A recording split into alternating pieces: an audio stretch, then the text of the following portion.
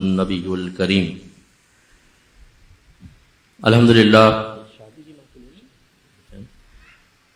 ये एक शादी की महफिल है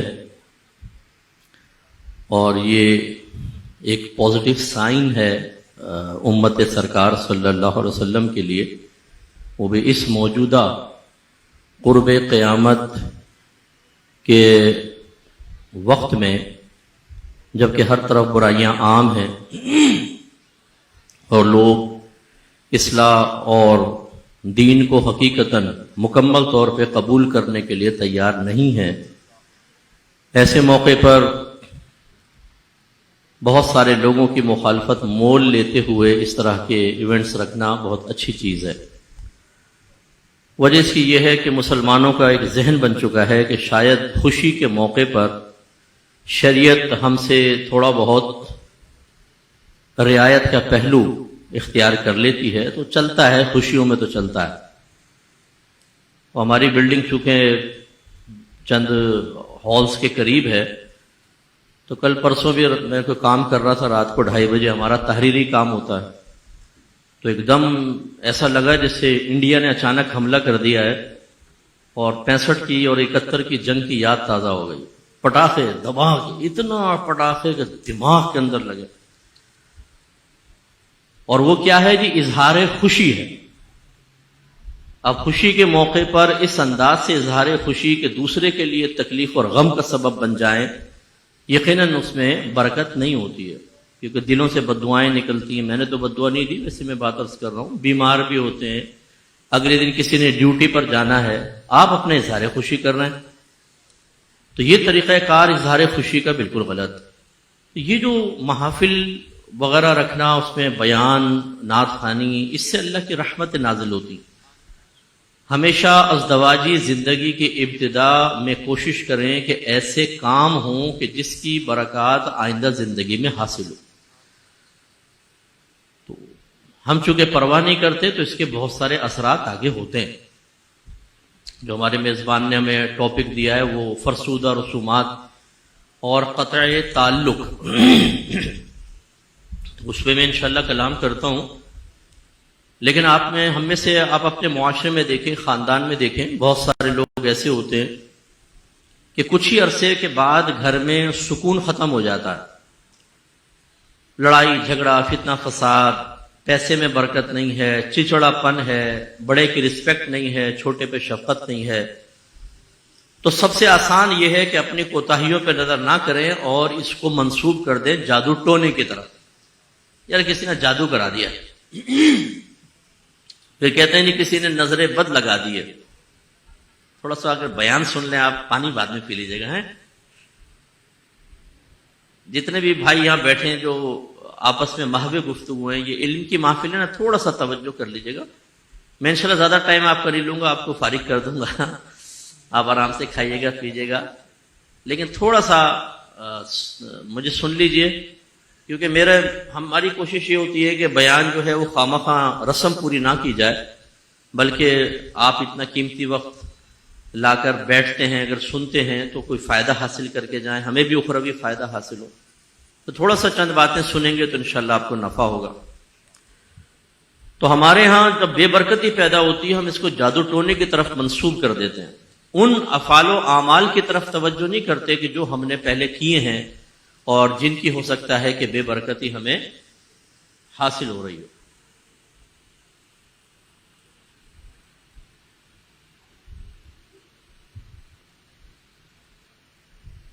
बैठे बैठे बैठे बैठे बैठे बयान होगा, मैं आपसे इंतजार कर रहा हूं, बैठे। खुसूसी तौर पे मेरी बहनें जो मुझे पर्दे में रह के सुन रही हैं, उन्हें भी इस पे तवज्जो करनी चाहिए। तो ये बेबरकतियां क्यों पैदा होती हैं? सबसे पहली चीज तो ये मामलात। तो आप माइंड नहीं कीजिएगा मेरी कुछ बातें अगर आपको तल्ख महसूस हो। सबसे पहली चीज तो हमारे यहां शादी के मकासिद को फरामोश कर दिया जाता है। अगर मैं आप सबसे ये पूछूं भाई शादी का मकसद क्या होता है, तो शायद हम कहेंगे भाई दो खानदानों का मिलना, औलाद का हुसूल, बच्ची को प्रोटेक्शन मिल जाती है, शोहर पे नान नफका लाजिम हो जाता है, मियाँ को सुकून मिल जाता है, تقاضائے نفسانی کو حلال طریقے سے انسان پورا کر سکتا ہے. جی بالکل ٹھیک ہے، سب بالکل صحیح آپ نے فرمایا. لیکن سب سے بڑا جو مقصد ہے جس کی وجہ سے شریعت نے نکاح کو مشروع کیا اور اس کا تعارف پیش کیا، وہ ہے ایک اچھی تربیت گاہ قائم کرنا، ایک اچھا ماحول بنانا. یعنی یہ مرد پہ ذمہ داری ہوتی ہے کہ وہ ایک عورت سے نکاح کرنے کے بعد گھر میں ایک اچھا ماحول بنائے، جس کی اس طرف اشارہ اللہ تعالیٰ نے یوں فرمایا، یا ایھا الذین آمنوا قوا انفسکم واہلیکم نارا وقودها الناس والحجارہ. اے ایمان والو، اپنے آپ کو اور اپنے گھر والوں کو جہنم کی اس آگ سے بچاؤ جس کا ایندھن آدمی اور پتھر ہے. اس کا مطلب ہے شادی ہوئی، اب سرپرست پہ ذمہ داری ہے کہ اپنے گھر والوں کو جہنم کی آگ سے بچاؤ. پہلے اپنے آپ کو اور پھر اپنے گھر والوں کو. اپنے آپ کو کیسے بچائیں گے؟ علماء نے فرمایا کہ انسان علم دین سیکھے، شریعت کے احکام سیکھے، اس کے تقاضے کے مطابق عمل کرے. فرائض واجبات سنن موقدہ کا پورا کرنا، حرام مکروہ تحریمی اور سنت موقدہ کے ترک سے بچنا، تو وہ جہنم سے بچے گا. پھر اپنے گھر والوں کو جہنم کی آگ سے بچانے کا مطلب یہ ہے کہ ان کو علم دین سکھائے، انہیں نیکی کا حکم کرے، انہیں برائی سے روکے. یہ ہے بڑا مقصد. اور جو اس مقصد کو پورا نہ کرے تو آپ کے نبی نے مزید ارشاد فرمایا کہ کلکم راعٍ وکلکم مسئول عن رعیتہ. تم میں سے ہر شخص نگہبان ہے، تم میں سے ہر شخص سے بروز قیامت اس کی رعایا کے بارے میں کوشچن ہوگا. پھر فرمایا حاکم اپنی قوم پر نگہبان ہوتا ہے، اس سے رعایا کے بارے میں کوشچن ہوگا. جتنے پولیٹیشنز ہیں، یہ M N A, M P S, prime minister, فلاں فلاں، جن کو منصب ملا ہوا، یہ سب کے سب میدان محشر میں کھڑے ہوں گے اور ان سے اس امت کے بارے میں کوشچن ہوگا. یہ تو پولیٹکس کر رہے ہیں نا، لوگوں کو کچھ لو، دباؤ، جو مرضی کرو، ان کی سادہ لوہی سے فائدہ اٹھاؤ، ان کو ایموشنل کر کے ان کے ووٹ حاصل کرو اور جو مرضی کرو. یہ کھیل تماشا صرف اور مستیاں دنیا تک ہیں، آخرت میں ان کا انجام بڑا دردناک ہونے والا.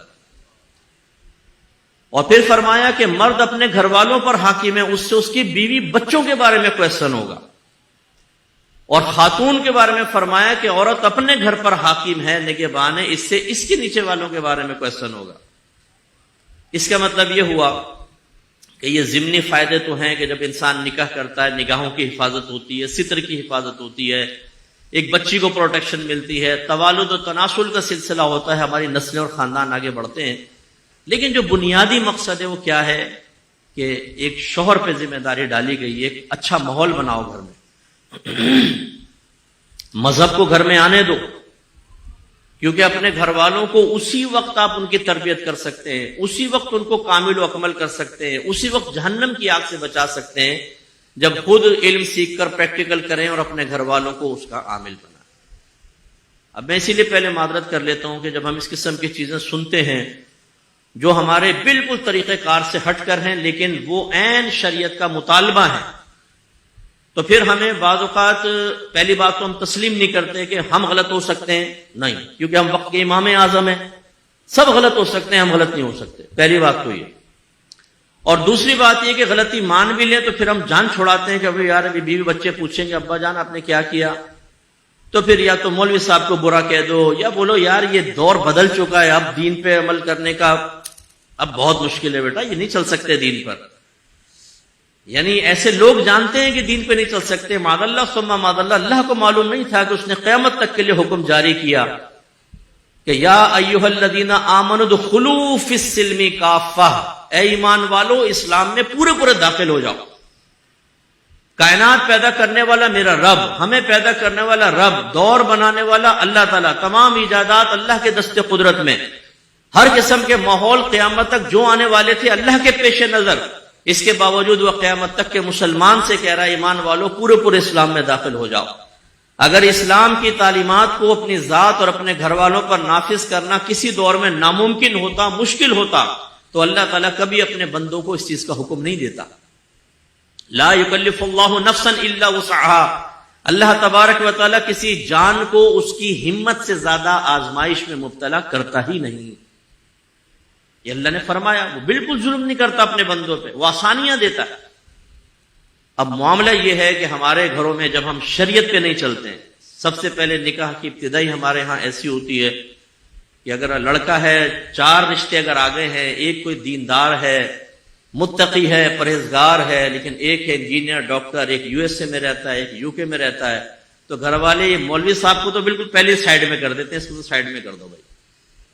لڑکیاں بھی کہتی ہیں ہم نے کسی مولوی سے داڑھی والے سے نکاح نہیں کرنا، کوئی لائیں جو خوبصورت سا پپو ہو، دیکھ کر ہائے ہائے ہائے کیا ماشاءاللہ، ایسا کوئی چاہیے، کیونکہ وہ جدید دور کی بچیاں ہیں، ان کی گھر میں تربیت ہوتی نہیں ہے۔ جیسے میں نے آپ کو عرض کیا کہ ہماری خواہشات پھر شریعت کے تابع کوئی ہوتی ہیں، ہماری خواہشات، ہماری سوچ، ہماری فکر، ہماری امنگیں، ہمارے منصوبے، یہ سب کے سب دنیاوی معاملات کے اعتبار سے ہوتے ہیں، باطنی خواہشات کے اعتبار سے۔ حالانکہ آپ کے نبی نے فرمایا کہ دنیا کے مال و متاع میں سب سے بہترین چیز صالح شوہر ہے، نیک شوہر۔ اور اسی طرح ایک حدیث میں فرمایا کہ دنیا کا مال و متاع میں سب سے بہترین چیز جو اللہ نے بندے کو عطا فرمائی ہے وہ نیک بیوی ہے۔ تو ہمارے نوجوانوں کا حال بھی یہ ہے، بیٹا کیسی بیوی چاہیے؟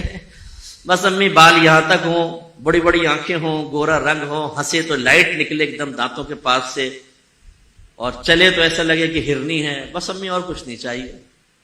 بھائی کوئی نیک پرہیزگار، کوئی نمازی جو ٹک ٹاک یوز نہ کرتی ہو، فیس بک پہ اس کی فرینڈ شپ نہ ہو، کچھ ایسی بھی خواہشات بیچ میں ڈال لو جو گھر میں آئے تو نیک اور پرہیزگاری کا دور دورہ ہو جائے۔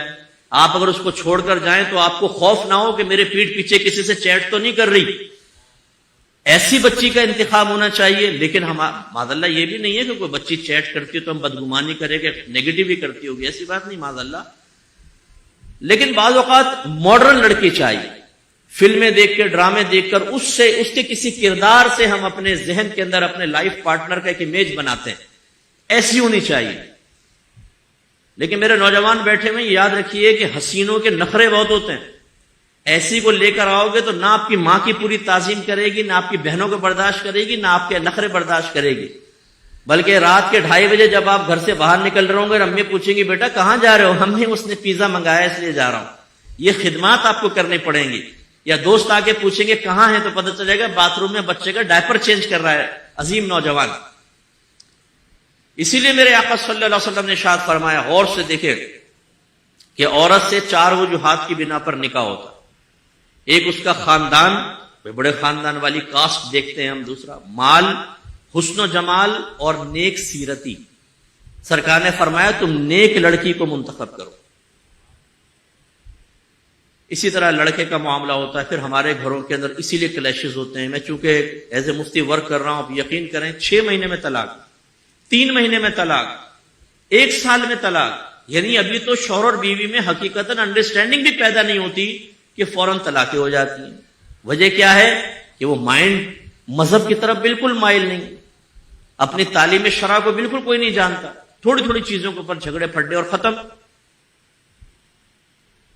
پھر ہمارے گھروں میں آگے اس کے چل کر پھر نہ شوہر کو پتا ہوتا ہے میرے فرائض کیا ہیں اور میرے حقوق کیا ہیں، نہ بیوی کو پتا ہوتا ہے کہ میرے فرائض کیا ہیں اور حقوق کیا ہیں۔ ہمارے گھروں میں جو اکثر جھگڑے ہوتے ہیں، بیوی کہتی ہے مجھے یہ چیز لا کر دو میرا حق ہے، اور شوہر کہتا ہے کہ تو یہ کام کر یہ میرا حق ہے۔ ان دونوں کو بٹھا کر ایک بڑے ادب سے کوشچن کیا جائے، یہ بتاؤ حق کس کو کہتے ہیں؟ جس کو آپ رائٹس کہتے ہیں انگلش میں، آپ کے رائٹس ہیں کچھ، وہ کیا ہیں بتائیے ذرا، ثابت ہے۔ پہلے حق کہتے کس کو، پہلے یہ بتاؤ۔ اس کی شرعی تعریف تک نہیں پتا ہوتی۔ اس کے بعد جو آپ مطالبہ کر رہے ہیں اپنا حق کہہ کر، اس کو ثابت کریں کہ قرآن و حدیث سے یہ آپ کے لیے ثابت ہے۔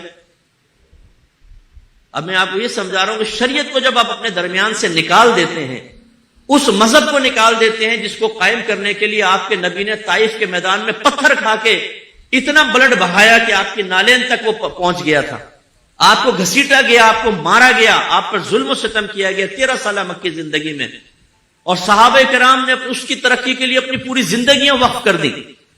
لیکن اس دین کو جب ہم گھر میں نہیں آنے دیتے، اس سے نفرت کرتے ہیں، اس سے تعلق بس یوں دور سے، جیسے آپ نے دیکھا ہے وہ حضرت اسود کے قریب جو نہیں جا سکتے نا، استلام کرتے ہیں دور سے، چلو جی بس دور سے تعلیم شرع کو، تو پھر یہ نتائج نکلتے ہیں۔ گھر میں ساس بھی مطالبہ کر رہی ہوتی ہے، میری بہو یہ نہیں کرتی، میرا خیال نہیں کرتی، فلاں، ان ساسوں سے بھی ہاتھ جوڑ کے دائرہ ادب میں رہ کے گزارش ہے کہ آپ کو پتا ہے کہ ساس کا بہو پر کیا حق ہے؟ بہو کس حد تک آپ کی خدمت کرنے کی مکلفہ بنائی گئی ہے؟ بتائیے ذرا، سسر کی کتنی خدمت کر سکتی ہے؟ بیوی پر کون کون سے کام کرنا لازم ہوتے ہیں اور کن کاموں کو ہم نے مسلط کیا ہے لیکن اس پہ واجب ہی نہیں ہوتے؟ کیا ہم نے یہ دین سیکھا ہے؟ نتیجہ کیا نکلتا ہے؟ اس میں ظلم ہو رہا ہوتا ہے، ساس ظلم کر رہی ہوتی ہے، سسر ظلم کر رہا ہوتا ہے، شوہر ظلم کر رہا ہوتا ہے، اور ان کو پتہ ہی نہیں ہوتا کہ ہم ظالم ہیں، وہ اپنے آپ کو حق بجانب سمجھ کر رہے ہوتے ہیں۔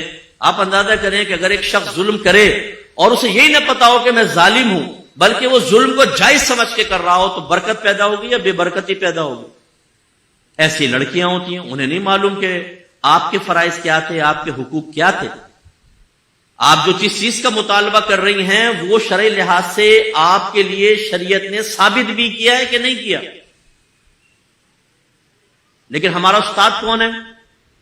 بچی کا استاد اکثر ہوتی ہے والدہ یا خالائیں، پھوپھیاں، بڑی کزنز شادی شدہ، وہ آ کے ذرا چابی بھرتی ہے، دیکھو بیٹا تمہیں یوں کرنا ہے، یوں نہیں کرنا، ساس کو زیادہ آگے نہیں آنے دینا، نندوں کو بریک لگا کے رکھنا، سسر صاحب سے بھی ذرا بس، تم نے اگر دوائیوں کی ڈیوٹی لے لی تو پھر تمہاری ڈیوٹی لگ جائے گی، جب بھی کوئی زیادہ کام کرے بیمار پڑ کے بستر پہ پڑ جائے گا، اور اپنی والدہ کو تم نے دیکھا یہ کیسا کام کیا اس نے؟ کہتی ہاں امی جی، بس تو اپنی ماں کی طرح پریکٹیکل کرنا۔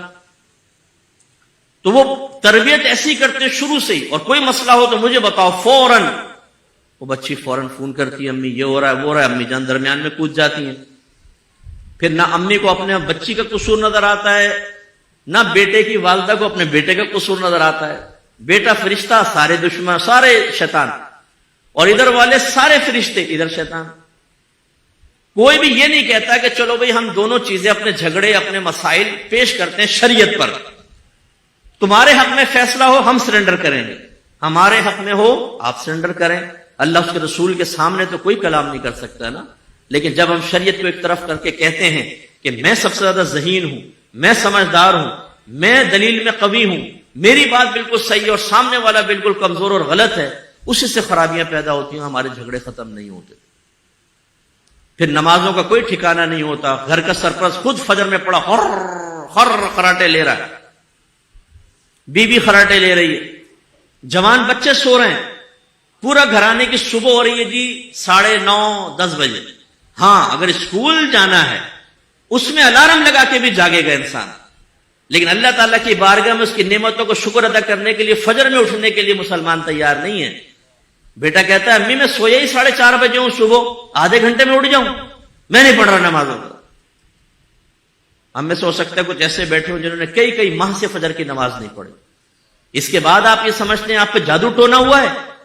فجر کی نماز میں گھر میں جو پڑا سوتا رہے گا اس کے گھر پہ نحوستیں نازل ہوتی ہیں، بے برکتیاں نازل ہوتی ہیں، اس گھر میں برکت کیسے پیدا ہوگی؟ ہم کہتے ہیں جی جادو کر دیا، ٹونا کر دیا، نظر بندی ہو گئی، بندش کروا دی ہے۔ بھائی سب سے بڑے بندش کرنے والے آپ، سب سے بڑے جادوگر ہم خود ہوتے ہیں اپنے گھر پہ جادو کروانے والے۔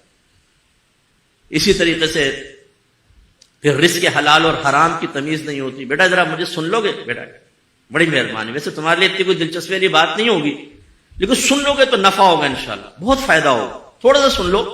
کبھی کبھار مہینے 2 مہینے میں دین کی بات بھی سن لیں، کوئی مسئلہ نہیں۔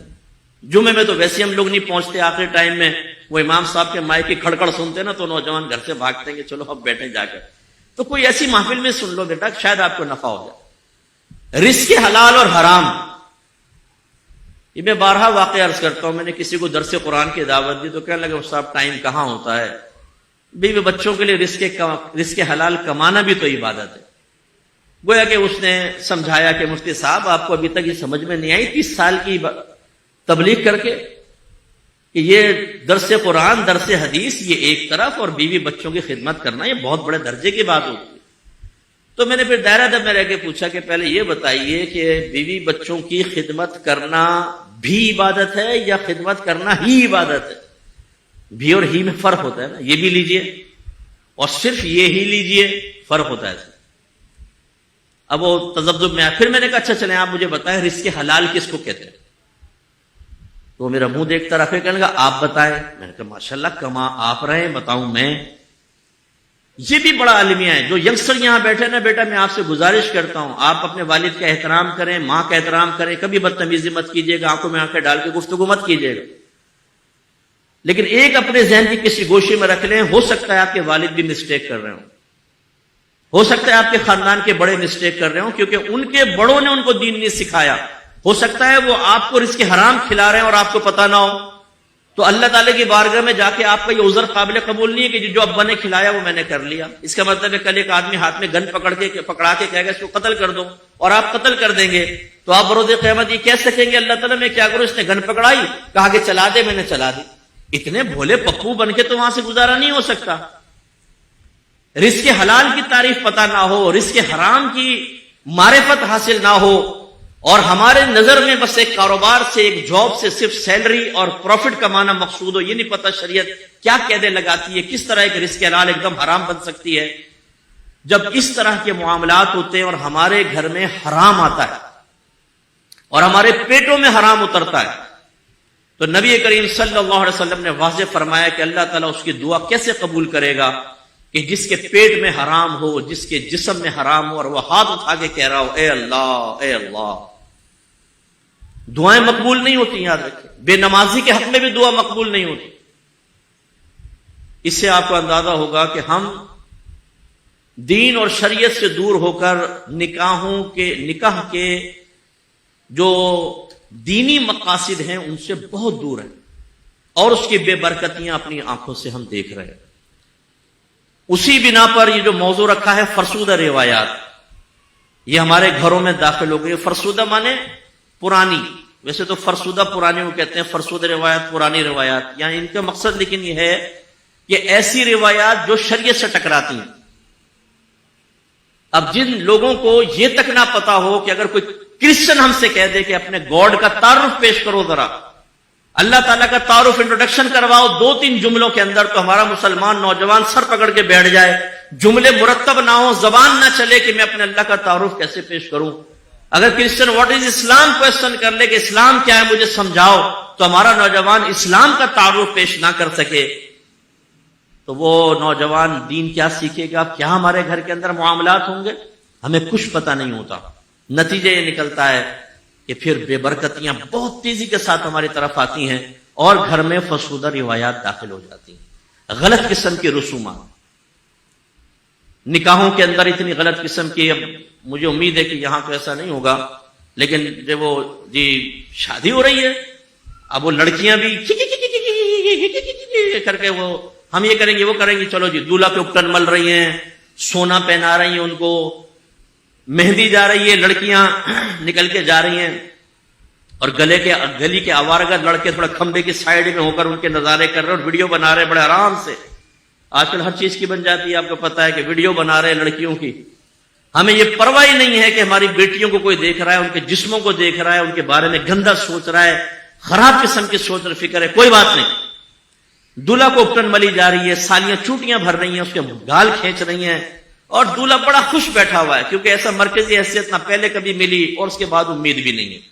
شادی کے بعد پھر تو فتنہ فساد ہو سکتا ہے، چکلا بلن یہاں سے جا رہا ہو، چمٹا یہاں سے جا رہا ہو، اور بچ رہا ہو، وار بچا رہا ہو، وہ بھی بڑا خوش ہوتا ہے. کوئی منع کرنا. سونا پہنا رہے لڑکے کو، حرام. نبی کریم نے فرمایا کہ سونا میری امت کے مردوں پر حرام ہے.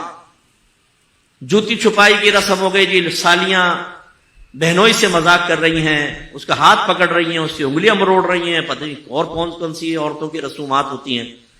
پھر ڈھول تماشے پٹاخے، پھر ویڈیو بنانے والے، یہ لڑکے بیٹھے ہوئے ویڈیو بنانے والے، ان کو پتا ہوگا یہ تو جاتے رہتے ہیں شادیوں کے اندر، جی مردوں کو بلا کے بنائیں جی ویڈیو، عورتوں کے اندر وہ ایک جس لڑکی کو پسند آئی اس کا زیادہ لے لیے. اب آپ ایڈٹ کرنے کے لیے دیتے ہیں، وہ آپ کو دیتا ہے اصل فلم. آپ کے گھر کی خواتین جو مہاری میں آپ کی، وہ تصویریں ان لوگوں کے پاس پہنچ جاتی ہیں جن کو وہ کبھی اپنے بڑے فریم کر کے کہیں لگا دیتے ہیں اور کچھ کرتے ہیں. پتہ ہے آپ کو کیا کچھ ہوتا ہے اس کے اندر. اسی طرح بعض جگہ تو اسٹارز بلائے جاتے ہیں جی، سنگرز آ رہے ہیں جی، لاکھوں روپے ان کو دے کر گانے گا رہے ہیں. اور یہ رسومات جو ہمارے یہاں قائم ہو گئی، پھر بچے کی پیدائش پہ رسومات اور غلط چیزیں. بعض چیزیں ایسی لازم کی, میری زوجہ نے مجھے بتایا کہ بھئی ان کی شادی ہو رہی ہے تو وہ ساس کا جوڑا بھی جائے گا. میں نے کہا ساس وہ تو فوت ہو گئی؟ کہنے کہ ہاں مرے ہوئے کا بھی جاتا ہے جوڑا. میں نے کہا وہ قبر سے آ کے پہنیں گی کیا؟ نہیں ہمارے یہاں ہوتا ہے, یہ ہوتا ہے, دینا پڑتے ہیں سب لوگ. یہ یعنی وہ ساس, مری ہوئی ساس کا بھی جوڑا جائے گا, وہ تو پہنیں گے نہیں, وہ کوئی اور پہنے گا. یہ اس طرح کی رسومات جو ہم نے بیجا خرچے کیے ہوئے ہیں, سامنے والا بیچارہ دب کر ظلم میں مبتلا ہو کے پورا کر رہا ہوتا ہے. یہ رسومات ہمارے گھروں میں. ایسے ہی جب فرسٹ بیبی پیدا ہوتا ہے, فرسٹ تو چلے میں نے ویسے ہی کہہ دیا, بیبی پیدا ہوتا ہے تو معروف ہوتا ہے گھروں میں, یہ خواتین غور سے سنیں جی, 40 دن تک عورت ناپاک رہتی. نو, غلط خیال. 40 دن تک زیادہ سے زیادہ حد ہے, کم کی کوئی حد نہیں ہے. اگر بچی 3 دن بعد اس کی بلیڈنگ ختم ہو گئی ہے, وہ 1 دن ویٹ کرے گی, بلیڈنگ آف ہے, غسل کر کے نمازیں شروع کرنا واجب ہے. پوچھئے گا جا کے اپنے گھر کی خواتین سے کہ آپ کیا کہتی ہیں. گھر کی خواتین کہتی ہیں 40 دن تک عورت ناپاک رہتی ہے, لہذا اگر وہ 1 ہفتے میں پاک ہو گئی تو باقی دنوں کی 1 دن کی 5 نمازیں وتر سمیت کر لیں تو 6 نمازیں یہ قضا کرواتی ہیں. 40 دن تک نمازیں قضا کرواتی ہیں, 40 دن تک. اور گناہ کبیرہ ایک نماز قضا کرنا, پرواہ نہیں ہوتا. تو اس لیے یہ فرسودہ جو روایات ہمارے گھر کے اندر داخل ہو گئی ہیں اور رسومات داخل ہو گئی ہیں, ان کا بھی ایک دفعہ آپریشن کلین اپ ہونا ضروری ہے. میں آپ سب سے گزارش کرتا ہوں, اگر آپ چاہتے ہیں تو, باقی ہم تو سجیشن دے سکتے ہیں, علماء کا کام آپ کو سمجھانا ہے تاکہ برود قیامت آپ یہ نہ کہہ سکیں مفتی صاحب آئے تھے اور آپ بس زبانی کلامی باتوں کے غازی بن کے چلے گئے. اگر ہمیں شعور دیتے تو شاید ہم اس میں کچھ سیکھ لیتے. اس لیے ہماری ذمہ داری ہے, اس لیے میں آپ کو بتا رہا ہوں. جو آپ کے گھروں میں نظریات ہیں, معمولات ہیں, رسومات ہیں, ان کی لسٹ بنائیں اور وہ کسی اچھے مسند مفتی صاحب سے معلوم کریں اس میں کتنی شریعت کے مطابق ہے, کتنی خلاف شرع. جو خلاف شرع ہوں ہمت کر کے ان کو ختم کرنے کی کوشش کریں. خصوصاً جو میرے گھر کے سرپرست یہاں بیٹھے ہیں, آپ اگر یہ سمجھ رہے ہیں کہ جی اب تو میں ماشاءاللہ, بعض کہتے ہیں صاحب اللہ کا بڑا کرم ہے, اب میرے سر سے بوجھ ہٹ گیا ہے, بیٹوں کی شادی کر دی, بچیوں کی شادی کر دی, بیٹے نوکری کر رہے ہیں, کاروبار کر رہے ہیں, بے فکر ہو گیا. میں کہتا ہوں سب سے زیادہ فکر آپ کو کرنے کی ضرورت, اس لیے کہ عنقریب آپ فوت ہوں گے. ابھی آپ کو اخروی خطرات کو تو پتہ ہی نہیں کیونکہ آپ مذہب کے قریب نہیں ہیں. آپ سے سوال کیا جائے گا اولاد کو کتنا دین سکھایا, کس راستے پہ لگا کر گئے. اگر آپ نے بے نمازی اولاد بنائی ہے, حرام کمانے میں دلیر اولاد بنائی ہے, اگر ایسی اولاد بنائی ہے کہ وہ جاب کر رہی ہے اور کام چوری کر کے پوری سیلری لے رہی ہے, آپ نے اپنے لیے بہت بڑا گناہ جاریہ چھوڑ دیا. اتنی آسانی سے نہیں نکل سکتا آدمی میدان معاشر سے, جبکہ آپ کے نبی نے کہہ دیا کہ ہر شخص سے اس کے رعایا کے بارے میں کوشچن ہوگا. ہم نے آخرت کو بہت آسان سمجھا, دنیا کے لیے سر پکڑ کے بیٹھے ہوتے ہیں, جی بڑا پریشان ہوں, یہ ہو گیا بھائی, بی پی کی گولی لاؤ, شوگر کی گولی لاؤ, شوگر بڑھ گئی ہے, اتنے ٹینشن. اور قبر کے معاملات اور آخرت کے لیے کوئی ٹینشن نہیں. کبھی آپ نے میدان محشر کے حساب و کتاب کے لیے گولیاں نہیں کھائیں کہ ان بچوں کا حساب کیسے دوں گا, بیوی کو بے عمل چھوڑ گیا اس کا حساب کیسے دوں گا. اصل تو فکر مندی والی بات یہ ہے. تو جو ہمارے گھر کے سرپرست بیٹھے ہیں, آپ کو فکر کرنے کی زیادہ ضرورت. میدان معاشر میں ایسا نہیں ہوگا کہ آپ زوجہ کے پاس جا کر کہیں کہ دیکھو تمہیں میں نے بڑی آسائش والی زندگی دی تھی, اب مجھے کچھ نیکیوں کی ضرورت ہے, مجھے دو. دونوں ہاتھ پکڑ کے جنت میں جائیں گے. بیوی کہے گی دی تھی تو بس اپنے پاس رکھو, ایک نیکی نہیں دے گی وہ. میرے آقا فرماتے ہیں ایک شوہر اپنی بیوی کے پاس جائے گا اور کہے گا کہ مجھے ایک نیکی کی ضرورت ہے, دے دے تو نجات پا جاؤں. وہ کہے گی نہیں, آج میں تمہیں کچھ نہیں دے سکتی. تو شوہر دنیا میں کیے گئے احسانات یاد دلائے گا. اگر ہم اپنے عرف میں اپنے الفاظ میں کہوں تو تجھے بنگلہ دیا تھا, گاڑی دی تھی, کپڑے دیے تھے, زیور دیا تھا, بیوی کہے گی سب مانتی ہوں لیکن آج تمہیں نیکی نہیں دے سکتی. تو یہ صورتحال ہے اس میں جس غفلت کی زندگی ہم گزار رہے ہیں. اور خصوصاً جو میرے ینگسٹر بچے بیٹھے ہوئے ہیں, ینگ ایج کے یوتھ جو بیٹھی ہوئی ہے, آپ لوگ جیسے میں نے آپ کو اشارہ کیا, یہ نہ دیکھیں کہ آپ کے بڑوں نے کیا کیا ہے, آپ یہ دیکھیں کہ بڑوں نے کیا صحیح کیا اور کیا غلط کیا ہے. غلط کے اندر میں ہرگز یہ نہیں کہوں گا کہ آپ والد کے سامنے کھڑے ہو کر کہیں کہ آپ نے ہمارا ساتھ غلط کیا ہے, والدہ کے. نو, یہ بے ادبی ہے. صرف آبزرویشن, آپ دیکھیے اور محسوس کیجئے یہ غلط. ہمارے ساتھ ایسا نہیں ہونا چاہیے تھا لیکن کیا گیا. اب کرنا کیا ہوگا؟ کیوں میں یہ کہہ رہا ہوں؟ آپ یہ ذہن بنائیں کہ میں اپنی اولاد میں اس وائرس کو سرایت نہیں ہونے دوں گا. میں اپنی فیملی کو ایک الگ طریقے سے لے کے چلوں گا تاکہ میری فیملی میدان محشر میں سرخرو رہے. اللہ تعالیٰ مجھے بلائے اور میری فیملی کو بلائے اور سب کو کہے تمہارے سیدھے ہاتھ پہ نامہ اعمال ہے، جاؤ سیدھے جنت میں، تو ہم فخر سے جنت میں جائیں. ایسا نہ ہو کہ میدان معاشر میں آپ پہنچے تو بیٹا آپ کی طرف رخ کر کے کہے کہ ابا جان کون سی دشمنی نکالی تھی آپ نے میرے ساتھ، آپ نے مجھے بے عمل رکھا، مجھے دین سے دور رکھا، میں گناہ کرتا رہا آپ کی نگاہوں کے سامنے، آپ چشم پوشی کرتے رہے، میں وقت ضائع کرتا رہا، آپ نے میری گرفت نہیں کی، میں نے رزق حرام کمایا، آپ نے اس کی پرواہ نہیں کی اور میں اس راستے پر آ گیا اور آج میدان معاشر میں عزت بچانا مشکل ہے. یہ آپ نے کیا کیا تھا میرے ساتھ؟ جواب کیا دے گا باپ؟ تو اس لیے جو پیرنٹس ہیں انہیں بھی فکر کرنی چاہیے. ہم نے یہی کیا کہ ہم نے اپنے گھر میں اپنے خاندان میں دیکھا، ہمارے خاندان میں بعض جگہ عورتوں کو مارنا، پیٹنا اور پاؤں کی جوتی سمجھنا، اس طرح کے معاملات بھی ہمیں نظر آئے. یہاں بھی بہت سارے پڑھے لکھے ماشاءاللہ ایسے بیٹھے ہوں گے کہ باہر تو صاحب کیا اخلاق ہے اور کیا محبتیں ہیں، کتنا شائستہ لہجہ ہے، لیکن گھر میں گھستے ہیں تو سلطان رائی بن جائیں گے، مصطفیٰ قریشی. تیری ماں کی، تیری بہن کی، بیوی کو مارنا، بچوں کو مارنا، بچوں کے سامنے بیوی کو بے عزت کر دینا، اس کو پاؤں کی جوتی سمجھنا. ایسا کوئی جاہل بیٹھا ہو تو اپنی جہالت کو ختم کریں. اللہ نے اگر ایک کمزور مخلوق آپ کے تابع کر دیے، میدان معاشر میں یہ انتہائی طاقتور ہوگی اور آپ سے حساب و کتاب لے گی. اور آپ کس چیز کا درس دے رہے ہیں؟ اپنے بچوں کو یہ درس دے رہے ہیں کہ تم بھی اپنی بیویوں کے منہ پہ تھپڑ مارنا، کھینچ کے اس کی ناک سے بلڈ نکال دینا، سب کے سامنے اس کو ذلیل اور بے عزت کر کے کسی کی بیٹی، کسی کی ماں، کسی کی بہن کی عزت اتار کے ہاتھ پہ رکھنا، میری والی روش اختیار کرو. یہ کہنا چاہتے ہیں یا کرنا چاہتے ہیں؟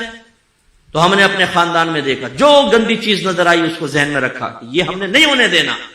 اور اللہ کا بڑا کرم ہے کہ آج میری فیملی اپنی ہے اور میں نے کوئی اس میں سے گندی چیز اپنے گھر میں داخل نہیں ہونے دی. اگر میری زوجہ گھر کا کام کرتی ہے، یہ بھی ضمناً آپ کو بتا دوں، بہنیں تو بڑی خوش ہوں گی، چھلانگیں لگائیں گی. عورت پر گھر کا کام کرنا واجب نہیں ہوتا، قضان، آپ اس پہ سختی نہیں کر سکتے. بلکہ اگر بچی ایسے گھر سے آئی ہے جہاں وہ پکا ہوا کھانا کھاتی تھی، خانسامہ وغیرہ تھا، اور اسے پکانا نہیں آتا، تو آپ کو پتا ہے شرعی مسئلہ کہ شوہر پر اس کو پکا ہوا کھانا دینا واجب ہے. پکا ہوا کھانا. بیوی کے اوپر کپڑے دھونا، برتن دھونا، استری کرنا، بچے سنبھالنا کوئی واجب نہیں ہے. دودھ بھی پلانا ماں پر واجب نہیں ہوتا. ہاں اگر بچہ کسی اور ماں کا دودھ قبول نہ کرے تو الگ بات ہے، پھر اس کو پلانا واجب ہوگا، ورنہ ماں پہ دودھ تک پلانا بچے کو واجب نہیں ہوتا. یہ آپ نے دین کبھی سیکھا ہے؟ بیچاری ساری بہنیں ہماری چولہے کے سامنے کھڑی ہو کر 4-4 5-5 گھنٹے میں ڈشیں تیار کرتی ہیں، اور جب کھانا آپ کے سامنے لے کر آتے ہیں تو آپ لات مار کے کھانا پھینک دیتے ہیں. یہ بنا کے لائیے، نمک تیز ہے، بوٹی گلی نہیں، مرچیں تیز ہو گئی. کہاں ہے آج کل تیرا ذہن؟ انہیں بتاؤ کہاں ہے، پوری رپورٹ دو سارے دن کی، کہاں ہے ان کا ذہن؟ تمہیں استری شدہ کپڑے مل رہے ہیں، تمہارے بچے وہ سنبھال رہی ہے، تمہارے ہاتھ پاؤں تک وہ دبا رہی ہے، جب تم فریاد کرتے ہو اور فرمائش کرتے ہو چائے بن کر تمہارے سامنے آ جاتی ہے. وہ نوکر نہیں ہے ہماری، وہ اگر یہ کام کرتی ہے تو اس کا احسان ہے. ہم نے جب شریعت کو سیکھا تو ہم نے اپنے گھر میں یہ چیز واضح کر دی. میری بیٹی، میری ماشاءاللہ زوجہ بھی عالمہ ہے، اور پوری دنیا میں بہت سارے ممالک سے لوگ ان سے پڑھ رہے ہیں. سارے بچے میرے عالم مفتی بن رہے ہیں، بچی بھی میری وہ عالمہ بن رہی ہے. ہم نے تو گھر میں ایسا ماحول بنا دیا. لیکن اب آپ کہیں گے مفتی صاحب جب ہم بیوی کو کہہ دیں گے تو اس پہ واجب نہیں، وہ کہاں کام کرے گی؟ کرے گی. انہیں یاد دلائیں کہ بی بی فاطمہ رضی اللہ تعالیٰ عنہ پر بھی واجب نہیں تھا، لیکن گھر کا سارا کام خود ہی کرتی تھی وہ. لیکن اب میں جو آپ کو سمجھانا چاہ رہا ہوں، اگر ایک بیوی پہ کوئی چیز واجب نہیں تھی، اس میں کوتاہی ہوئی، کیا آپ کے لیے جائز ہے کہ آپ اس کے منہ پہ تھپڑ مارے، اسے ماں بہن کی گالیاں بکے کہ آپ کے کپڑے پہ استری کیوں نہیں کی؟ اگر وہ چائے بنانا بھول گئی تو کیا آپ کے لیے جائز تھا اس کو لات مارنا؟ اگر ہے تو لائیے شریعت کی دلیل پیش کریں، ورنہ میدان معاشر میں گرفت کے لیے تیار رہیں. اللہ تعالیٰ نے ایک آزاد مخلوق کو آپ کے تابع کیا ہے، وہ غلام یہ کنیز نہیں تھی، آزاد مخلوق کو آپ کے تابع کیا ہے. اس کا کیا مطلب ہے؟ وہ آپ کی کوئی غلام یہ کنیز تو نہیں بن گئی کہ آپ جس طرح چاہیں اس کے ساتھ رویہ اختیار کریں. میدان محشر میں حساب کتاب ہوگا. میرے آقا نے اپنے آخری خطبوں میں اہم ترین باتیں کی. اسی سے اندازہ کر لیں گے کتنی اہم بات ہے کہ سرکار نے ارشاد فرمایا اللہ تعالیٰ نے تمہاری بیویوں کی شکل میں ایک کمزور مخلوق کو تمہارے تابع کیا ہے. میں تمہیں تمہاری بیویوں کے معاملے میں ہمیشہ تمہیں اللہ سے ڈراتا ہوں. تم اللہ سے ڈرتے رہنا، ان پر ظلم مت کرنا. حضرت عمر فاروق رضی اللہ تعالیٰ نے کہا سرکار کی بارگاہ میں حاضر ہو یا رسول اللہ، جب تک ہم مکے میں تھے ہماری عورتیں ہمارے سامنے بولنے کی ہمت نہیں کرتی تھی، لیکن جب ہم مدینے میں آئے تو یہاں انصار صحابہ جو مدنی تھے ان کی ازواج ان کو جواب دیتی ہیں، یعنی کوئی ہے بات تو کوئی بدتمیزی نہیں، دائرہ ادب میں رہ کر. تو کل میری زوجہ نے بھی مجھے جواب دیا. سرکار مسکرا دیے اور آپ نے ارشاد فرمایا کہ عمر، عورتیں ٹیڑھی پسلی سے پیدا کی گئی ہیں، اگر ان کو سیدھا کرنے کی کوشش کرو گے تو یہ ٹوٹ جائیں گی، ان کو ایسے استعمال کرو. عمر فاروق رضی اللہ تعالیٰ عنہ 6.5 فٹ کا قد، یہ لمبے چوڑے لہیم شہیم، اور آپ یہ کہہ رہے ہیں میری زوجہ میرے ساتھ ایسا کر رہی ہے. سرکار فرما رہے ہیں اللہ نے ان کو ایسا ہی پیدا کیا ہے. اس سے بھی ذرا سمجھیے، بعض اوقات زوجہ ایسی ہی ہوتی ہے کہ اگر وہ فرض کر لے کہ آپ سے کوئی بات سخت کہہ دی، کچھ کہہ دی، آپ کے نبی نے کتنی پیاری تلقین کی ہے، درگزر کرو. اپنے یہ ڈولے شولے بیوی پہ مت آزماؤ کہ جیسے اس نے کہا ایک تھپڑ مارا اس کے منہ پہ لکیریں چھاپ دی اور چلو جی بیٹھ جاؤ اب آرام سے، اب آئندہ کر کے بتا ذرا. تو ٹھیک ہے آپ نے بدماشی کر لی، لیکن یہ تو ایک فطری تقاضا ہوتا ہے، بعض اوقات انسان کی زبان سے کچھ نکل جاتا ہے. آپ کی بہن بھی اگر اپنے بہنوں کے ساتھ کرے گی، فرض کر لیں، تو کیا آپ بہن کو گھر میں بلا کے تماچا اس کو بھی کھینچ کے ماریں گے کہ تو نے کیسے اپنے شوہر کے ساتھ کی؟ نہیں، آپ تو اس کا پردہ ڈھکیں گے. آپ کہیں گے بھائی یہ بتاؤ میری بہن گونگی ہے کیا؟ تم ظلم کرتے رہو، وہ سہتی رہے، خاموش رہے، کچھ نہ کرے.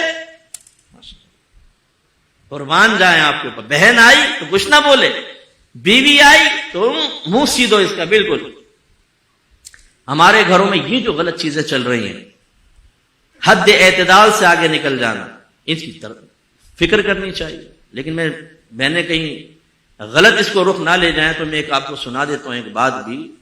ایک بھائی نے کہا کہ یار میری بیوی کام ہی نہیں کر رہی گھر کا. جب اس کو کہا کہ کام کرو تو اس نے سنا دیے 2-4 کلپ کہ ہم پہ تو واجب ہی نہیں ہے گھر کا کام کرنا. تو پھر اس کو یہ ترکیب بتائے گی کہ تم ایسا کرو کہ اپنی زوجہ سے کہو کہ ٹھیک ہے تم پہ واجب نہیں، بالکل نہ کرو، لیکن شریعت نے مجھے دوسری شادی کرنے کی اجازت دی ہے اور دوسری بیوی میں اسی شرط پہ لے کر آؤں گا کہ گھر کی کام کرے گی، تم بالکل نہ کرو. پتہ چلا کہ بیوی نے کہا نہیں میں کرنے کے لیے تیار ہوں، تم یہ قدم نہ اٹھاؤ. تو یہ بہنوں کو بھی چاہیے دیانتاً گھر کا کام کرے. لیکن میں جو آپ کو سمجھانا چاہ رہا ہوں، اب یہ دیکھیں، میری والدہ ابھی فوت ہوئی ہیں، والد بھی تھے، والدہ. ہم نے زوجہ کو صاف بتا دیا تھا کہ آپ پر ہمارے ماں باپ کی خدمت کرنا واجب نہیں ہے، لیکن ماں باپ سمجھ کے کریں گی تو آپ میرا دل جیتیں گی، ہماری دل جوئی ہوگی، خوشی ہوگی. نہیں کریں گی ہمیں کوئی شکوہ نہیں ہوگا آپ سے. یہ کلیئرلی ہمیں میسج دینا لازم ہے تاکہ ہمارے بچے بھی اس کو سیکھیں اور سمجھیں. تو آج اگر ہماری زوجہ گھر میں کوئی کام کرتی ہیں، زیادہ کام کرتی ہے، ہم دسترخوان پہ بیٹھے ہوتے ہیں، بچوں سے کہتے ہیں اپنی والدہ کا شکریہ ادا کرو کہ انہوں نے 4 گھنٹے چولہے کے سامنے کھڑے ہو کر تمہارے لیے کھانا بنایا، تمہارے کپڑے دھوئے ہیں، ہر چیز پہ شکریہ ادا کرتے ہیں، اس کی عادت بناتے ہیں تاکہ قدر و قیمت رہے. تو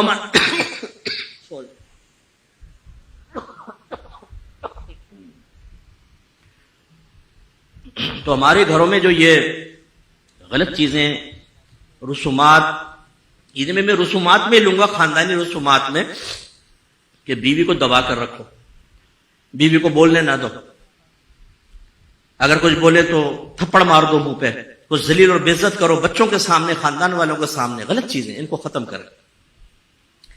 اسی طریقے سے میری بہنوں سے میری گزارش کہ اللہ تعالیٰ نے شوہر کا بہت حق رکھا ہے. بعض بچیاں ایک ایسے گھر سے تعلق رکھتی ہیں جس میں وہ دیکھتی ہیں کہ ہر دفعہ امی ابو کو دبا لیتی ہیں، اور ابا جان جو ہیں وہ عزت بچاؤ مہم پر ساری زندگی چلتے رہے. عزت بچاؤ مہم، عزت بچاؤ مہم. وہ بیچارے بدتمیزی کر رہے ہیں، بیوی کو کہتے ہیں چھوڑو یار، خاموشی سے نکل گئے. وہ بیٹی جب یہ کرتی ہے آبزرو، تو اس کا ذہن بن جاتا ہے کہ مجھے بھی ایسا کرنا ہے.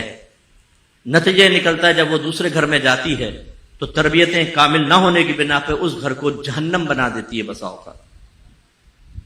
یہ یاد رکھیں، ہمارے گھر کو بچیاں ایسی سن رہی ہیں، نبی کریم صلی اللہ علیہ وسلم نے شوہر کا بڑا حق بیان فرمایا.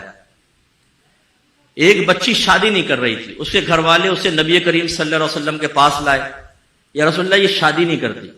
سرکار نے فرمایا تم کیوں شادی نہیں کرتی؟ اس نے سرکار کی زبان اقدس سے ہی نکلوانا چاہا، وہ جانتی ہوگی، تو اس نے کہا رسول اللہ آپ بتائیں کہ شوہر کا بیوی پر کیا حق ہے؟ تو رحمت کونین صلی اللہ علیہ وسلم نے ارشاد فرمایا کہ شوہر کا بیوی پر یہ حق ہے کہ اگر اس کا پورا جسم خون اور پیپ سے بھرا ہو اور عورت اپنی زبان سے چاٹ کر اس کے بدن کو صاف کر دے تب بھی اس کا حق ادا نہیں کر سکتی۔ مراد کیا ہے؟ یہ معاذ اللہ یہ نہیں کہ کوئی حقیقت ایسا، مراد کیا ہے؟ یہ قابل نفرت کام ہے، یعنی عورت شوہر کا حق اسی وقت ادا کر سکتی ہے جب اس کی طرف سے آنے والی تلخیوں کمیوں کے اوپر صبر کرے اور اللہ کی رضا کے لیے اس کا گزارا ساتھ دیتی رہے، اتنا حق رکھا ہے۔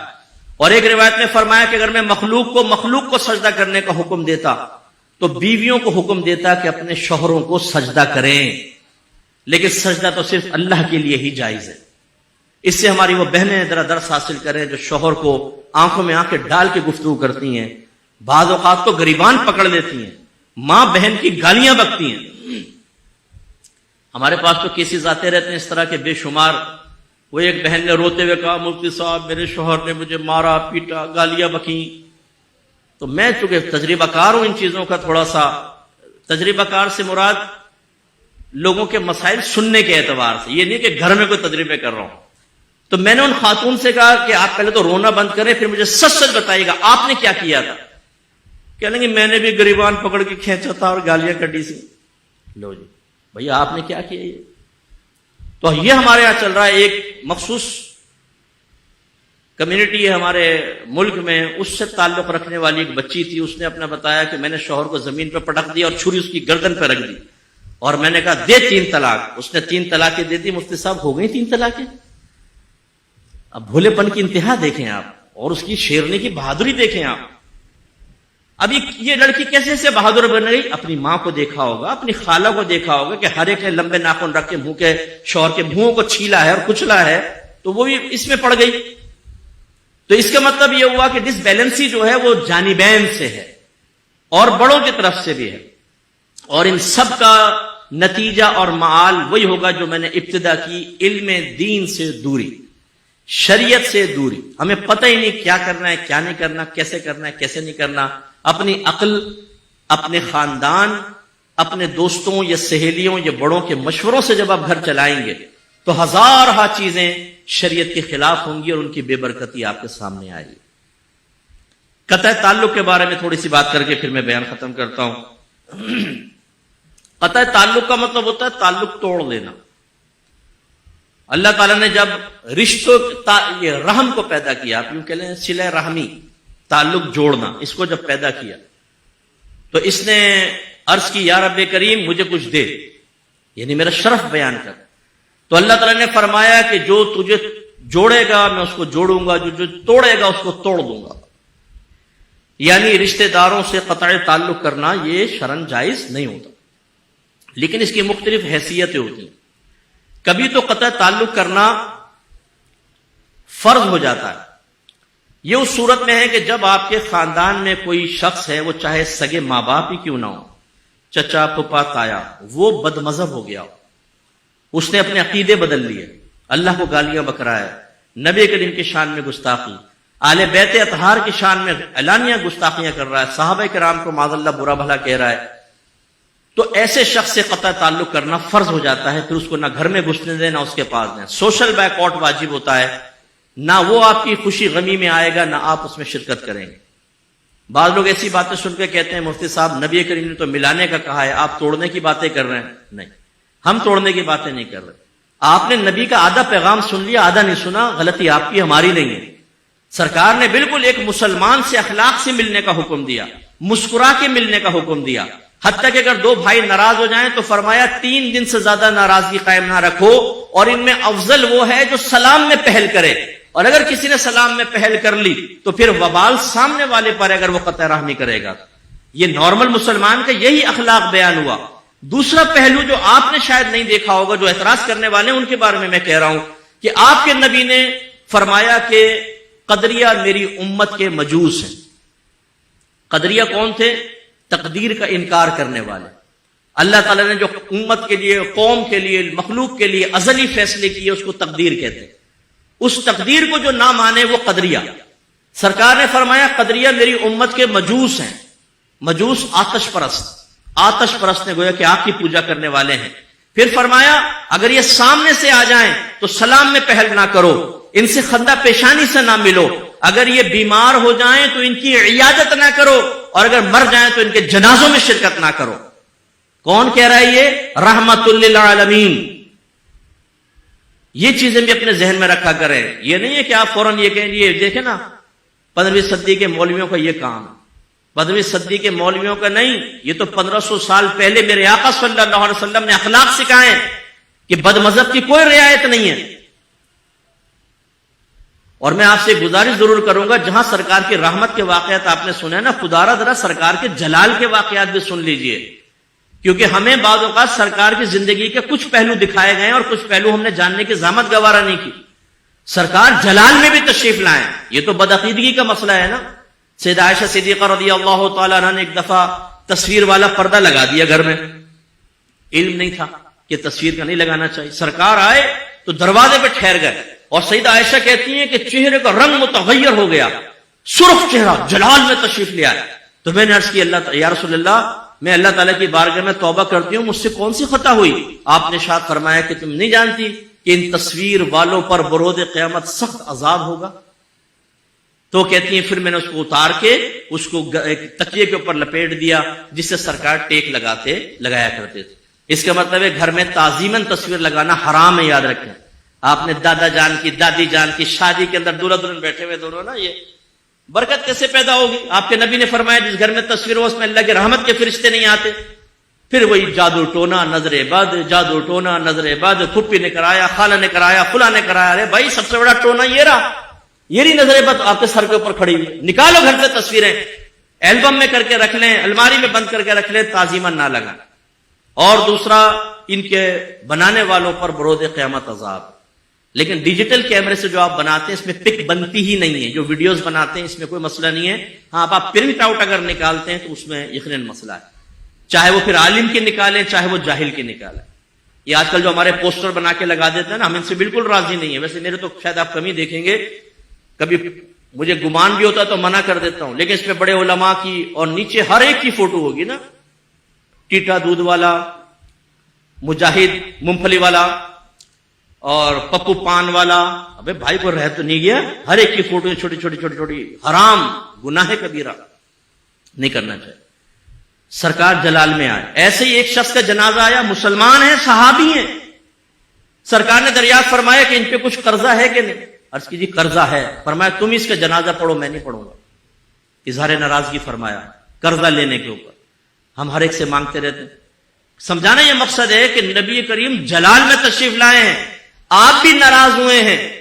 ایک دفعہ آپ نے ایلا فرمایا، ایلا لغوی. ایلا کا مطلب 1 مہینے کے لیے آپ نے قسم کھا لی کہ میں ازواج کے پاس نہیں جاؤں گا. تو مسجد کے پاس ایک مچان تھی، اس میں سرکار نے پورا مہینہ گزارا اظہار ناراضگی فرماتے ہوئے. یہ سرکار سے ثابت ہے چیزیں. اس کا مطلب یہ ہوا کہ اگر کوئی ڈیڑھ ہوشیار یہ کہے بھائی دیکھو سرکار نے تو اخلاق کا حکم دیا ہے، پیار کا حکم دیا ہے، ملنے کا حکم دیا ہے، دشمن کو بھی اپنا بنا لو. کیسے بنائے گا بھائی دشمن کو اپنا؟ تم بد مذہب کے ساتھ بیٹھ کے چائے پی رہے ہو، کھانا کھا رہے ہو، قہقہ لگا رہے ہو، ان کی شادی میں آ رہے ہو جا رہے ہو، اپنا کیسے بنا لیا؟ اپنا بنانے کا مطلب کیا ہے؟ یا تو اس کے عقیدے بدل دو، اس کے عقیدے ٹھیک کر دو. مجھے تو خوف یہ ہے کہ اگر آپ ساتھ رہیں گے تو شاید آپ کا عقیدہ بدل جائے گا، کیونکہ ہمارے نوجوانوں کو پتہ ہی نہیں ہوتا. ابھی ایک نوجوان نے باہر سے مجھے میسج کیا، مفتی صاحب ایک غیر مسلم ہے، وہ میں نے اس کو تھوڑا سا دیکھا کہ مسلمان ہونا چاہتا ہے، تو میں نے اس کو اسلام کی دعوت دی، لیکن اس نے جب اس سے کویسچنز کیے ہیں تو اب میں جواب نہیں دے پا رہا ہوں، اب میں کیا کروں؟ میں نے کہا یہ بتائیں آپ نے اس کو دین کی دعوت کس بنیاد پر دی تھی؟ یا تو آپ کو پتا ہوتا نا کہ بھی تم مجھ سے پوچھو، دیکھو میں اپنے دین اسلام کے بارے میں بتاؤں، کس بنیاد پہ دعوت دی تھی؟ اس بنیاد پر کہ تم ایسا مسلمان بن جاؤ جیسے ہم ہیں، کہ ہیں مسلمان، قرآن ہمارے پاس، نبی کا کلمہ پڑھنے والے، لیکن نہ قرآن کی سننے کے لیے تیار، نہ نبی کی سننے کے لیے تیار، نہ صحابہ کی سننے کے لیے تیار. ایسے مسلمان بن جاؤ. ایسا مسلمان بنا کے تم کیا کر لو؟ بعض قوال کہتے ہیں جی ہم نے قوالی پڑھی، وہاں جا کر کئی لوگ مسلمان ہو گئے. ہوش کہتے ہیں واہ واہ کیا کام کیا آپ نے. بھائی اس کے جا کے حشر تو دیکھ لے ہوا کیا ہے. کلمہ پڑھا کر تو آپ آ گئے, وہ مسلمان بھی رہا ہے کہ نہیں رہا؟ مسلمان کرنے کا طریقہ کیا ہے؟ ایک کافر مسلمان ہو جائے, ایک مرتد اسلام سے پھر کر بدمزہ پھر اسلام کی طرف آئے, اس کے اسلام کو قبول کرنے کی کیا شرائط ہیں معلوم ہے ہمیں؟ تو کس بنیاد پہ آپ کہہ رہے ہیں کہ جو دوسرے کو اپنا بنا لو؟ اس لیے آپ کے نبی کا حکم یہی ہے, دور رہیں. پھر کبھی دور رہنا واجب ہوتا ہے. اور یہ جتنے بھی آپ لوگ تشریف فرما ہیں, ہو سکتا ہے کچھ کردار یہاں بیٹھے ہوں ورنہ ہوشیار ہیں. خاندان میں اگر کوئی ایسا ہے کہ جو آپ کے گھر میں آ کے کلیش پیدا کرتا ہے, جدائی پیدا کرتا ہے, نفرتیں پیدا کرتا ہے, وہ چاہے بیچ جمالو ہو یا بیچ جمالہ ہو, کیونکہ مرد بھی کم نہیں ہوتے, یہ لیڈیز ورژن ہے ہمارے گھروں کے اندر گھسے ہوئے نا, یہ زیادہ تر وہ ہوتے ہیں جو آئے کام سے بھی باہر نہیں جاتے. یہ بیوی کے پاس بیٹھیں گے, امی کے پاس بیٹھ گئے, خالہ کے پاس بیٹھ گئے, پھر وہی بھابھی نے یہ کہا, پھوپھی نے یہ کہا تھا, آج خالہ کے یہاں یہ ہو گیا, ماموں کے یہاں ہو گیا, وہ اس پہ تبصرے کرتے رہتے ہیں. تو ان کے اندر ایک نسوانیت سرائیت کر جاتی ہے. اور یہ ایک ایسا کردار ہوتے ہیں کہ جو گھس کے گھروں کے اندر پھوٹ ڈالتے ہیں. ساس کے پاس پہنچیں گے, نئی نئی شادی میں خاص طور پر, یہ ساسیں زیادہ جانتی ہیں, بیٹھی ہوئی ہوں گی یہاں پر, کیسی چل رہی تمہاری بہو؟ اگر ساس کہے گی نا نہیں ماشاءاللہ اچھی ہے, کام کرتی ہے, ہاں, کہنا مانتی ہے, ہاں, کوئی بدتمیزی تو نہیں کرتی؟ نہیں کوئی کبھی نہیں کرتی. اپنے میں کے بغیر بتائے تو نہیں چلے جاتے؟ نہیں پوچھ کے جاتے. تمہارے بیٹے کے ساتھ رویہ کیا ہے؟ بہت اچھا ہے. تو ان کو بڑا صدمہ ہوتا ہے کہ ہیں ایک بھی جواب ہماری خواہش اور توقع کے مطابق نہیں آیا. پھر بھی چونکہ اندر ایک شرارت کی رگ تو ہوتی ہے, بھائی ٹھیک ہے لیکن میں تمہیں مشورہ دے رہا ہوں, دیکھو یہ آج کل کی لڑکیوں سے ہوشیار رہنا, یہ بہت تیز ہے ڈرامے دیکھ دیکھ کر. فلاں وہ ہمارے پڑوس میں شادی ہوئی, بیٹوں کو لے کے علیحدہ ہو گئی. فلاں کی شادی ہوئی, ساس کے سر پہ چکلا بیلن مارا ہے تیسرے دن. امی ڈر گئے, ہوئے ایسا بھی ہوتا ہے؟ ہاں, نکل لی باہر. یہ شیطان لوگ جو ہیں, شیطان انہیں گھر سے باہر نکالا. ایسی ادھر سے فارغ ہو کے بہو کے پاس پہنچیں گے, کیسی چل رہی تمہاری ساس؟ ڈانٹتی تو نہیں ہے؟ بیٹا دیکھو برا نہیں ماننا, لیکن تمہاری ساس نا غصے کی بہت تیز ہے, خراٹ ہے, پورے خاندان میں مشہور ہے, یہ ہوشیار رہنا تھوڑا سا. اچھا میں چلتی ہوں بیٹا, جیتے رہو آباد رہو. اب کہاں جیتے گی اور آباد رہے گی؟ برباد کر کے تو تم نکل گئے اس کے دل کے اندر وہ ڈال کے. ایسی نوجوانوں کو ممانیاں پکڑ لیں گی, بیٹا کیسے چل رہی ہے تمہاری بیوی؟ دیکھو ہم بڑے تجربہ کار ہیں, ہمارا مشورہ ہے بیوی کو موبائل یوز نہ کرنے دو, گھر پہ زیادہ بات نہ کرنے دو, میکے زیادہ لے کے نہ جانا, وہیں کی ہو جائے گی. او بھائی گھر چلنے دو, کسی کا پٹی نہ پڑاؤ. میرے یکسر نوجوانوں, بڑوں کو سمجھانا تو اب میرے لیے پاسبل نہیں ہے, میں آپ کو سمجھا دیتا ہوں. سب سے پہلے اپنے زوجہ سے انڈرسٹینڈنگ پیدا کرو. بچی کو اپنے شوہر کو سمجھنا چاہیے اور شوہر کو اپنی بچی کو سمجھنا چاہیے. میجر مسٹیک اس وقت ہوتی ہے جب شوہر اپنی بیوی کو اپنے ماں کے مشوروں اور خالہ اور پھپھی کے مشوروں سے سمجھنا شروع کرتا ہے, اور لڑکی اس وقت میجر مسٹیک کرتی ہے جب وہ اپنی کزن سے, اپنی والدہ سے اور دیگر رشتہ داروں سے اپنے شوہر کو سمجھنے کی کوشش کرتی ہے. ان کا گھر ہے, ہر گھر کی نفسیات علیحدہ ہے, ہر شخص کا باطن مختلف ہوتا ہے, گھر کی رسومات, لائف سٹائل چینج ہے. یہ کیسے ہو سکتا ہے کہ آپ کی کزن کے گھر کے اندر جو کچھ ہوتا ہے آپ کے گھر میں بہن ہی وہ ہوتا رہے گا؟ شوہر اور بیوی کے اندر بالکل زبردست قسم کی انڈرسٹینڈنگ ہونی چاہیے. لہذا اگر آپ یہ محسوس کریں کہ گھر میں پرسکون ماحول ہوتا ہے لیکن کوئی آیا گیا تو جھگڑے شروع ہو گئے, چڑچڑا پن شروع ہو گیا, تو آپ, ہماری خواتین کہتی ہیں بیٹا ذرا دیکھ تکلیف کے نیچے کوئی تعویذ تو نہیں رکھ کے چلی گئی, باتھ روم میں گئی تھی ذرا چیک کر, بیسن کے نیچے لگا کر تو نہیں چلی گئی. جب آپ کو یہ پتا ہے کہ وہ اتنی خراٹ قسم کی ہے کہ وہ بیسن کے نیچے تعویذ لگا سکتی ہے, گھر میں گھسنے کیوں دیتی ہیں آپ؟ نہ گھسنے دیں, منع کر دے گا, ہمیں تم سے خوف ہے, تم ہمارے گھر کو برباد کرو گے, نکل جاؤ ہمارے گھر سے. یہ ہمت کیوں نہیں پیدا کرتے آپ؟ نہیں, آنا بھی ہے. نفاق اور منافقت کا معاملہ یہ ہے کہ ہم سامنے, تم بڑے دن ہو گئے تم تو آئی نہیں تھی, میں تمہیں یاد کر رہی تھی, یقین کرو, بیٹھو چائے, نہیں چائے پی کے جانا. اور جیسے نکلی, بیٹا تھا چیک کریو کہ صوفے کے نیچے کو ڈال کے تو نہیں چلے گی, بڑی چڑیل ہے یہ, عاملوں کے پاس جاتی رہتی ہے. ابھی تو آپ کا اخلاق یہ تھا, اور نکلتے ہی اس کے آپ نے ایک دم پلٹا کھایا, یو ٹرن لے لیا سیاست دانوں کی طرح. تو یہ اس لیے ایسے لوگوں کو اپنے گھر میں ہرگز نہ گھسنے دیں. اللہ کا کرم ہے کہ فقیر نے تو آپریشن کلین اپ بہت پہلے کر دیا ہے, بالکل ایک خاتون آئی جب میری نئی نئی شادی ہوئی نا، تو جوائنٹ فیملی تھی، ہم اوپر رہتے تھے، نیچے کام وغیرہ ہوتا تھا، کچن ایک تھا اس زمانے میں، اب تو میں علیحدہ ہو گیا ہوں. تو میری زوجہ جلدی صبح اٹھ کے فوراً، میں کہتا تھا فوراً کام پہ پہنچ جانا کہ امی کو شکایت کا موقع نہ ملے. یہ میں پہلے وضاحت کر چکا ہوں کہ بطریق وجوب نہیں کہتا تھا، ریکویسٹ کرتا تھا، وہ چلی جاتی. ایک عورت آ گئی صاحب ملنے، محلے والی، ہمیں دلہن کا کمرہ دکھاؤ. اچھا ان کو بڑا شوق ہوتا ہے دلہن کا کمرہ دکھاؤ. اب میں لے گئی. اب وہ صبح صبح چونکہ ابھی یہ کمرہ سیٹ نہیں کیا تھا، پہلے کام کی فکر تھی کہ ڈانٹ پڑ جائے گی. وہ دیکھا تو ابھی ایسے ہی، چلو بھائی لے آئے. میں آیا تو امی نے کہا کہ دیکھو میں لے کر گئی تھی، تمہارا بالکل بستریوں بکھرا ہوا، یہ وہ. بیٹا ایسا بڑی مجھے شرمندگی ہوئی. میں نے کہا امی میں آپ سے گزارش کرتا ہوں آئندہ کسی کو میری اجازت کے بغیر اوپر لے کر مت جائیے. میں کیسے اپنی زندگی گزار رہا ہوں یہ میں جانتا ہوں، مجھے اپنی بیوی کی تربیت کرنی ہے، مجھے کیا کرنا. پھر میں نے عرض کیا دائرہ ادب میں رہ کے امی سے، میں بہت، میری امی مجھ سے راضی گئی ہیں کہ امی یہ مسئلہ تھا، ایسا ہے. لیکن وہ مجھے پتا ہے وہ کیسی عورت، چابی بھر کے اور نکل لی. یہاں لڑ رہے ہیں سب کے سب. اس لیے بیٹا ذرا غور سے دیکھو، جب آپ کبھی بیٹھے ہو نا، کوئی فیمیل بہت سارے کردار آپ کے اطراف میں دائیں بائیں بیٹھے ہوں، تو اپنے موبائل کو یوز کرتے کرتے کان لگایا کرو، غور سے سنو کیا کر رہی ہیں خواتین. تو آپ یہ دیکھیں گے کہ تیر چلا رہی ہوتی نا، فلاں ایسی کر رہی ہے، اللہ کر کے بیڑا غرق ہو جائے، فلاں بڑے خوش رہ رہے ہیں، پتہ نہیں کیا پڑھ کے بہو پہ پھونک دیا ہے، کچھ بھی جھگڑے کی آوازیں نہیں آتی. یہ تیریں چلا رہی ہوتی ہیں نا. تو ہوشیار ہو جائیں، ابھی وہاں تیر جا رہے ہیں، کل آپ کی طرف بھی آئیں گے. جو آپ کو غلط مشورے دے رہے ہیں وہ آپ کے گھر کی خوشیوں سے کبھی راضی نہیں ہوں گے. ایسے کرداروں کو باہر نکالیں. اور اللہ نہ کرے کوئی کردار اگر ایسا یہاں بیٹھا ہے تو بھائی ہاتھ جوڑ کے گزارش ہے، بی جمالہ یا بی جمالو بہن یہ نہ کریں. خوش رہنے دیں کسی کے گھر کو.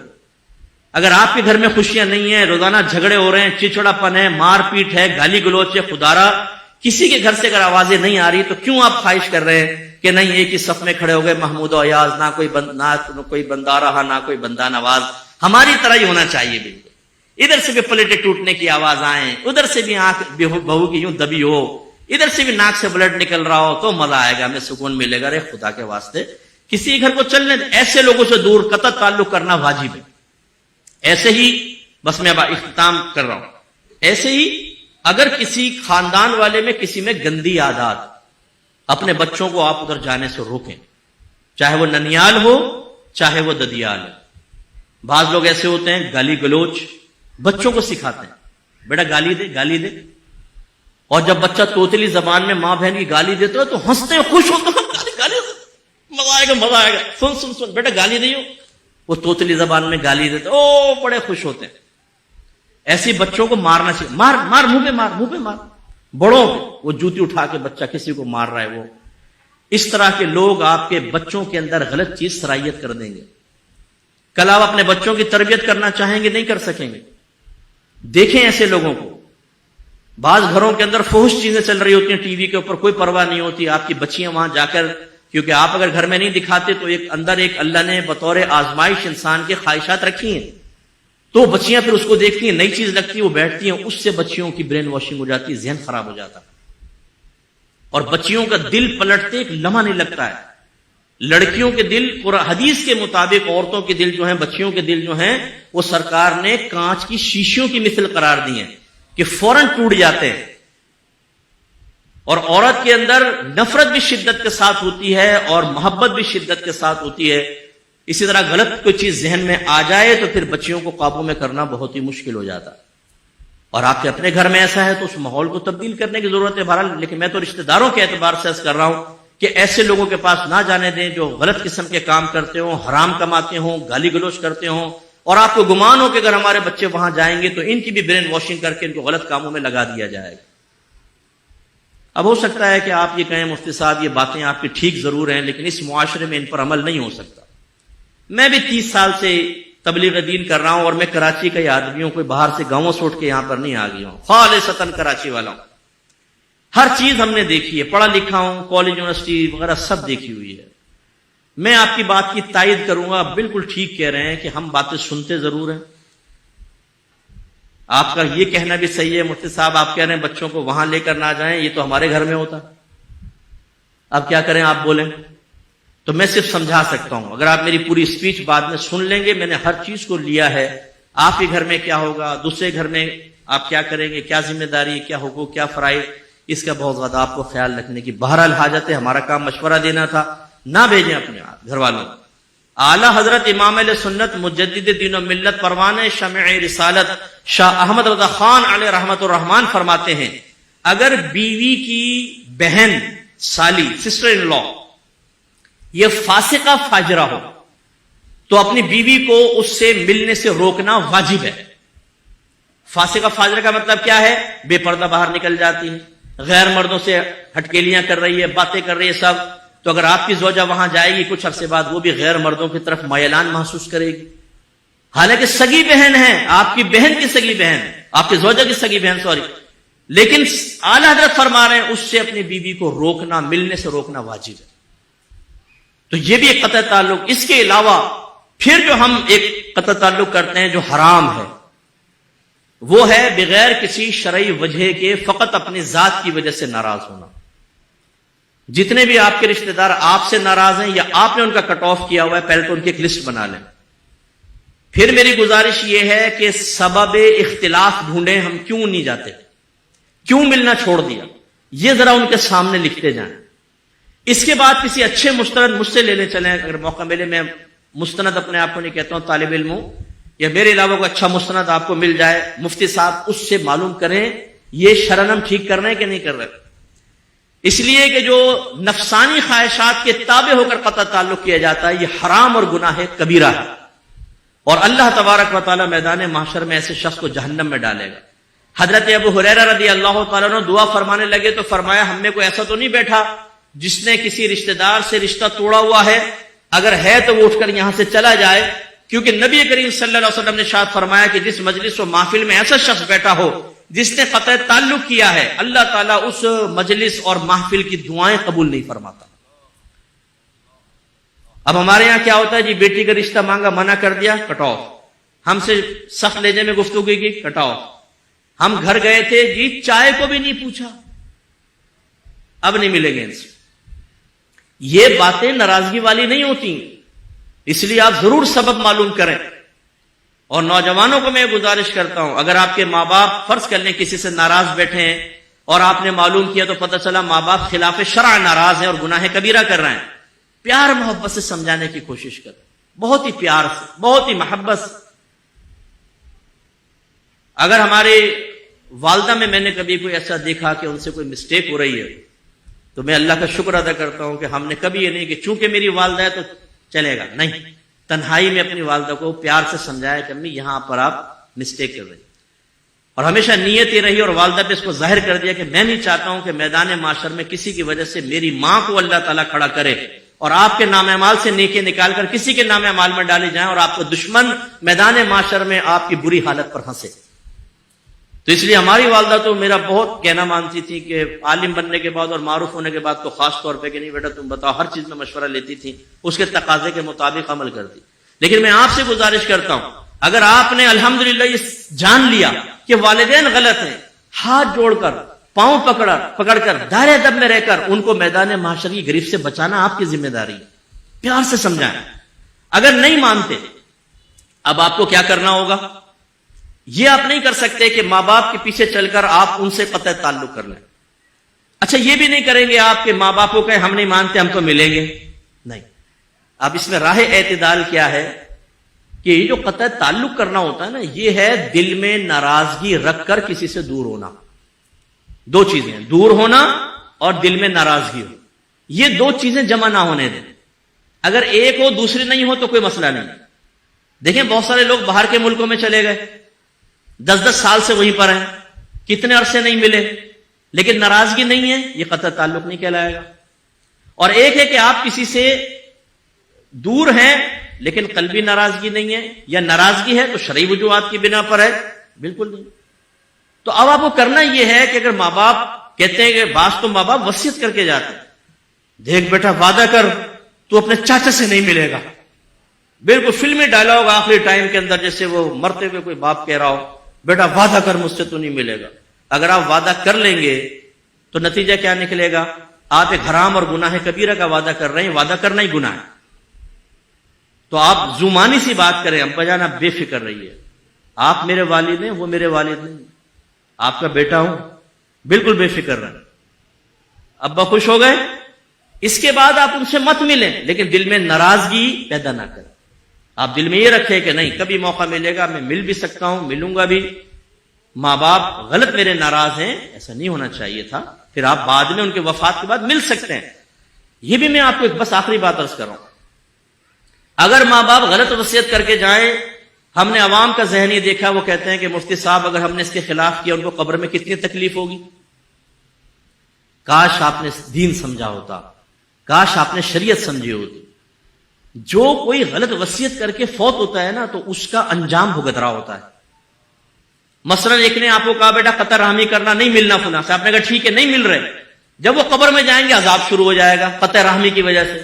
اب مجھے بتائیں کہ اس مردے کو باہر نکال کے کہا جائے کہ ایک اور وصیت کر لو تو کیا کرے گا وہ کہے گا بیٹا میں نے غلط وصیت کی تھی تم ملو، کیونکہ اس کا انجام تو میں بھگت رہا ہوں۔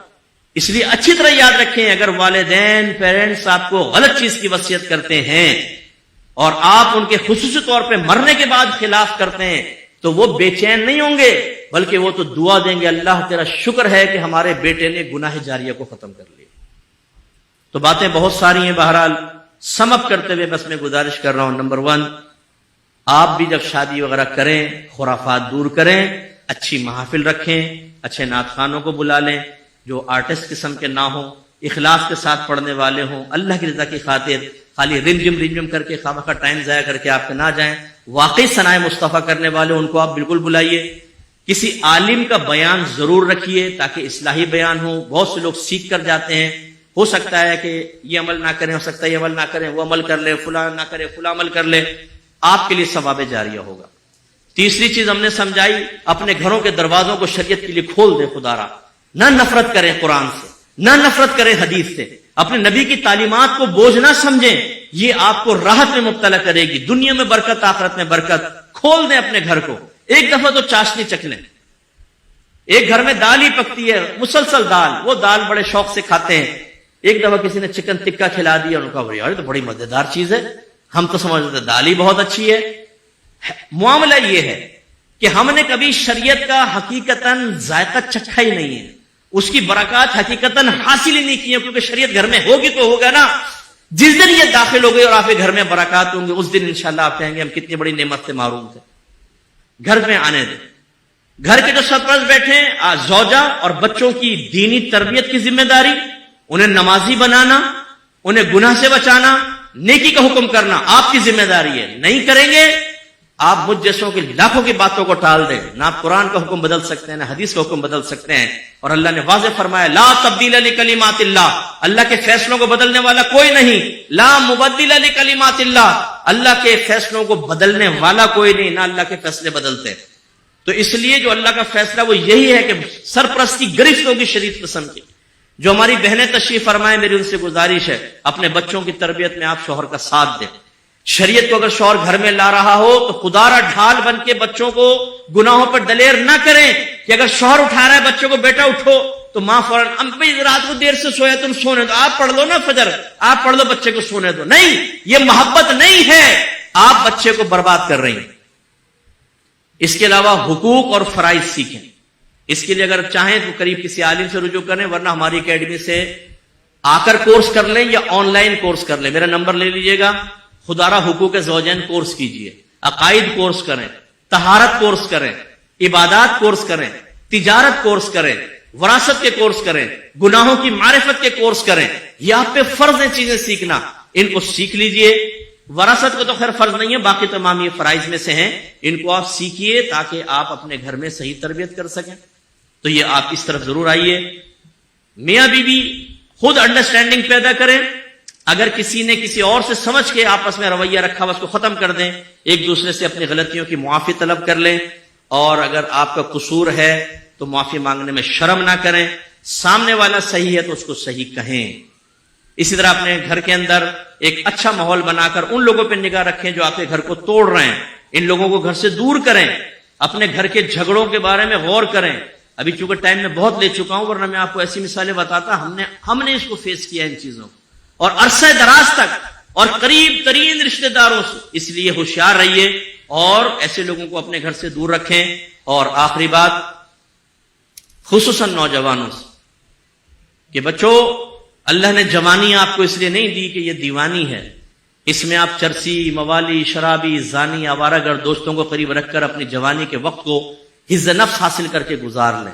بلکہ جوانی اس لیے ہے تاکہ اللہ کو راضی کریں اور علم سیکھ کر اپنے دین کی خدمت کریں، اپنے ملک کی خدمت کریں. ہمارا مذہب آپ کو دینی تعلیم، دنیاوی تعلیم، دینی سے تو منع ہی نہیں کرتا، دنیاوی سے بھی منع نہیں کرتا. ایک اعتدال میں رہ کر آپ دوست بنائیں، اچھے پاکیزہ بنائیں. آپ یوٹیوب یوز کرتے ہیں، ذرا شریعت کے قیودات کے ساتھ کریں.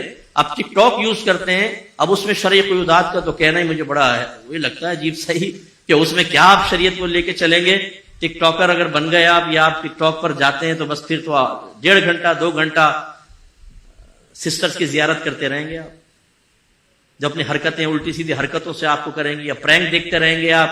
اس پرینک کے اندر حرام اور گناہ کبیرہ. کمبخت یہ ارننگ کے لیے انہوں نے ایسا سلسلہ رکھا ہے جس سے کسب خبیث ہو رہا ہے. جتنے پرینک کرنے والا اگر کوئی مجھے سن رہا ہے، تمہاری میدان معاشر میں اتنی گرفتیں کچھ انتہائی اگر توبہ نہ کرو تو یہ بات بھی بڑی بری لگے گی، مجھ پہ بھی کوئی اٹیک کر دیں گے کسی اس میں. لیکن یہ جو پرینک، آپ پرینک دیکھ دیکھ کے حوصلہ افزائی کرتے ہیں. ایک پرینک جی 1 لاکھ نے دیکھا ہے، 2 لاکھ نے، 3 لاکھ نے، 4 لاکھ نے. آپ دیکھ دیکھ کے حوصلہ افزائی کر رہے ہیں، فالوئنگ آپ بڑھا رہے ہیں، ویورشپ آپ ان کی بڑھا رہے ہیں، وہ ارننگ کر رہا ہے اس سے.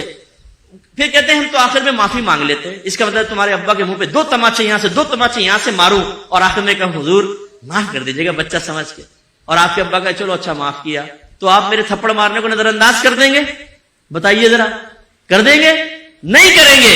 یہ کیسا آپ نے پرینک بنایا کہ کسی کو بھی آپ ذلیل کر دیں، اس کو ڈسہارٹ کریں، لڑکیوں کو چھیڑیں، اور اس کے بعد ہی میں تو خالی ویڈیو بنا رہا تھا، ایک چھوٹا سا جوک تھا، چھوٹا سا مذاق تھا. یہ حرام اور گناہ کبیرہ ہے، اور اس میں ہمارے نوجوان غیر ارادی طور پہ شریک ہو کر اپنے نام اعمال میں روزانہ لاکھوں گناہ لکھوا رہے ہیں. اللہ تعالیٰ ہم سب کو معاف فرمائے. میری کوئی بات آپ کو ہرٹ کر گئی ہو تو میں صمیم قلب سے آپ سے معذرت خواہ ہوں. لیکن خدا را آج جب آپ جائیں تھوڑا سا ہماری باتوں پہ غور کر لیجئے گا. صحیح لگیں، مناسب لگیں تو عمل کی کوشش کیجئے گا آہستہ آہستہ، اور اپنے عمل اور فکر میں، اپنے باطن میں، ظاہر میں چینج لانے کی کوشش کیجئے گا. آمین. وآخر دعوانا ان الحمدللہ رب العالمین.